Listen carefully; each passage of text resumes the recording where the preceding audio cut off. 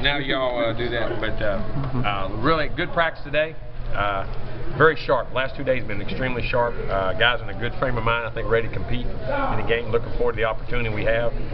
Defense had a really good week. Very proud of the way they practiced really hard, getting looks and the speed and how they adjusted. I was very happy with that. Special teams, we kicked the ball well all week. Offensively, looked really sharp. I mean, threw and caught the ball, ran the ball. A lot of energy in practice. I mean, the guys know what's ahead of them, how they got to compete in the game, and that's, like I said, that's why you come to Florida State to play in these games. So, looking forward to that and the opportunity. Give you injury report. Legway's out, Shanks is out. Of course, Purifoy and Blake for the season. Everybody else is good to go, and very happy with Niles' progress. He's practiced the last 2 days full go, 100%. Tuesday he went about 3 quarters, and then he went against everything, good on good, everything. He's practiced really well. Of course, Eddie's been back all week, so PJ and Darby and those guys very proud and happy, ready to play.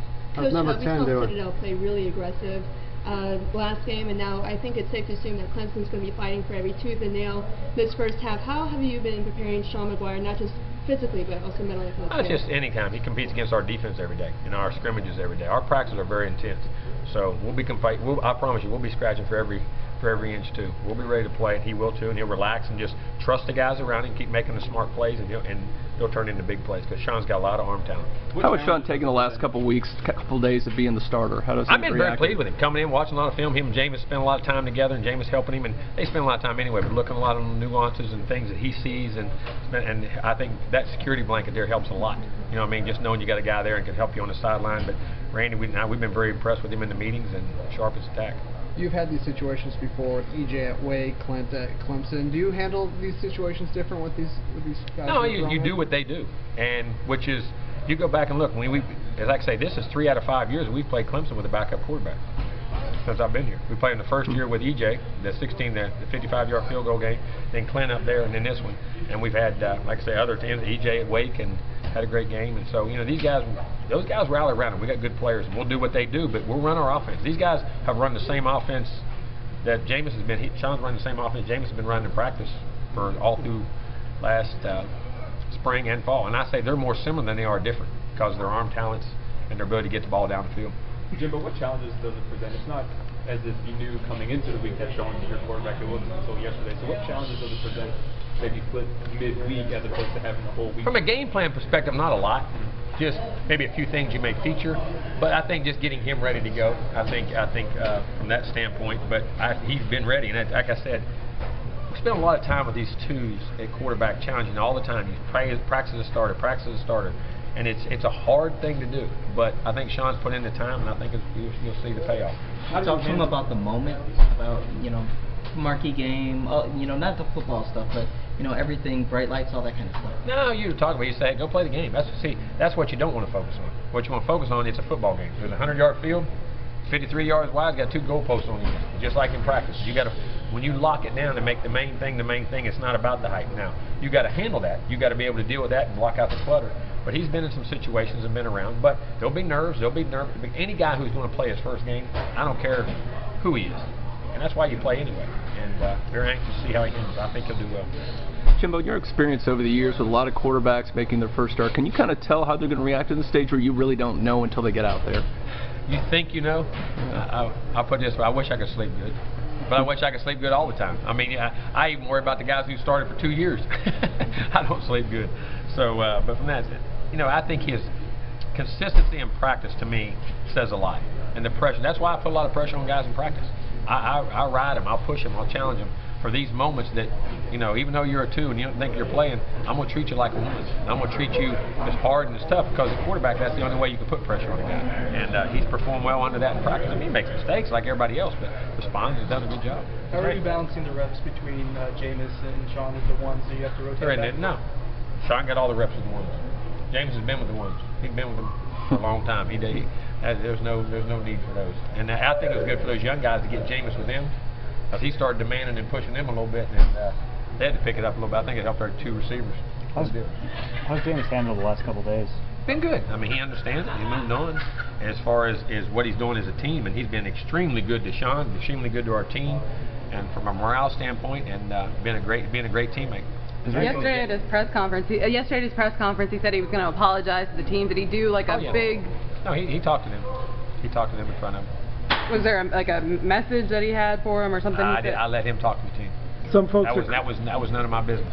Some folks are calling the half-game suspension just a cop-out. What do you say to those folks? We're in charge. It's our team. That's what we thought. We went with the consequences, and we're ready to move on.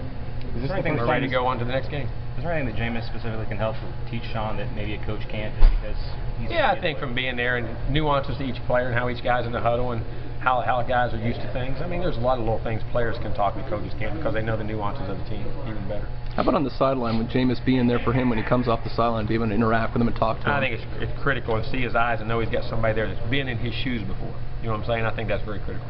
Is this Jimbo, the first time Jameis described the incident to you? I know it's a internet kind of joke.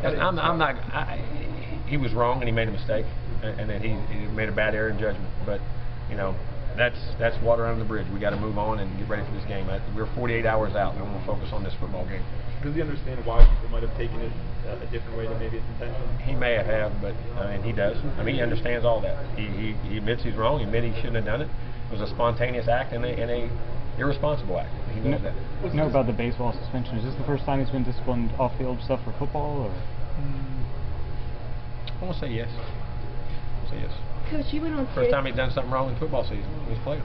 Did he have steps or anything like that before? I'm sure he's had that somewhere. I'm sure he's had that somewhere. Not here, though. No, yeah, I'm sure he has here. Most everybody here gets those at some point for something. Class or whatever, but he's a good student. He don't have those issues. Coach, you went on Sirius XM and you made a comment as far as sometimes you go back and forth, like, well, what would have happened if Maguire was in? What does Maguire do that maybe that stands out or is a little bit more unique in Maguire's set as opposed to how Jameis plays as a quarterback? No, they're very similar. Like I say, they're extremely similar more than they are different. I mean, a lot of the same arm talent things and how they play the game and their running abilities are very similar. So there's not anything I think that they made like a couple play. You know, each individual, I like that play better than you like that play. You know what I'm saying? Things like that. But I don't think there's anything really that much different.